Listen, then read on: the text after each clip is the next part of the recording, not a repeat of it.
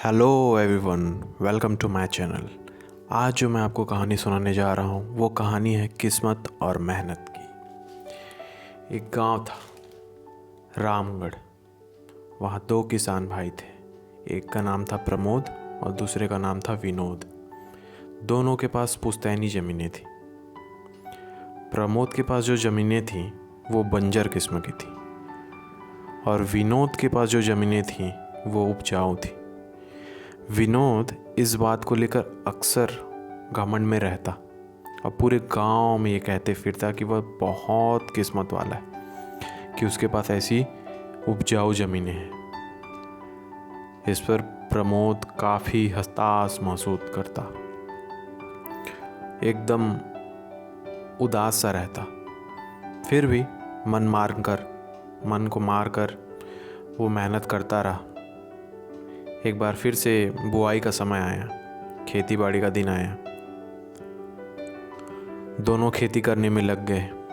विनोद, जिसके पास उपजाऊ ज़मीनें थीं, वह इस कारण से खेती को लेकर लापरवाह हो गया कि उसके पास तो उपजाऊ ज़मीनें हैं, तो उसको ज़्यादा मेहनत नहीं करनी पड़ेगी। वहीं प्रमोद, जिसके पास बंजर ज़मीनें थीं, वो दिन रात खेतों में मेहनत कर रहा था। दिन रात, ना दिन देखता, ना शाम देखता, ना सुबह देखता, बस मेहनत करते जा रहा था।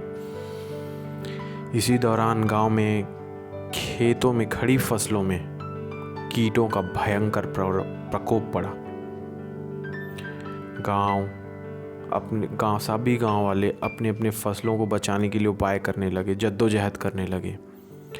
तभी उसी समय आराम करने में मशगूल विनोद को उसके खेतों में काम करने वाले मजदूरों ने इस संबंध में सूचना दी।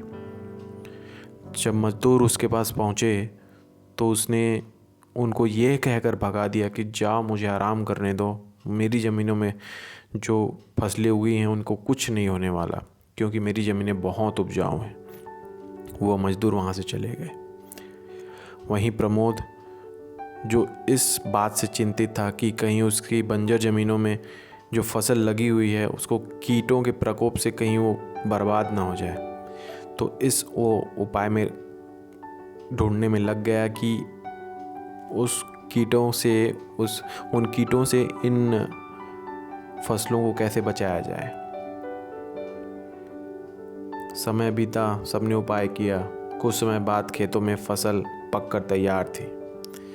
तभी सभी गांव वाले ये देखकर आश्चर्यचकित थे कि कैसे प्रमोद के बंजर खेतों में फसल लहलहा रही थी और वहीं विनोद, जो अपने उपजाऊ ज़मीनों को लेकर स्वयं को भाग्यशाली कहता था, किस्मत वाला बोलता था, उसके खेतों में जो फसलें थी वो कीट के प्रकोप से बर्बाद हो चुकी थी और वो अपनी किस्मत को कोस रहा था। ये वही इंसान था जो अपनी किस्मत पे बहुत घमंड करता था और वो आज अपनी किस्मत को कोस रहा था।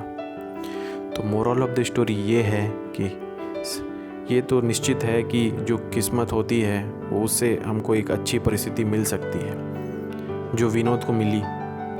लेकिन उस परिस्थिति पर हमारी प्रतिक्रिया क्या होगी, हमारा रिएक्शन क्या होगा, ये हमारी किस्मत नहीं, हमारी मेहनत तय करती है। इसलिए मेहनत करते जाइए और अपनी किस्मत को पलट कर रख दीजिए।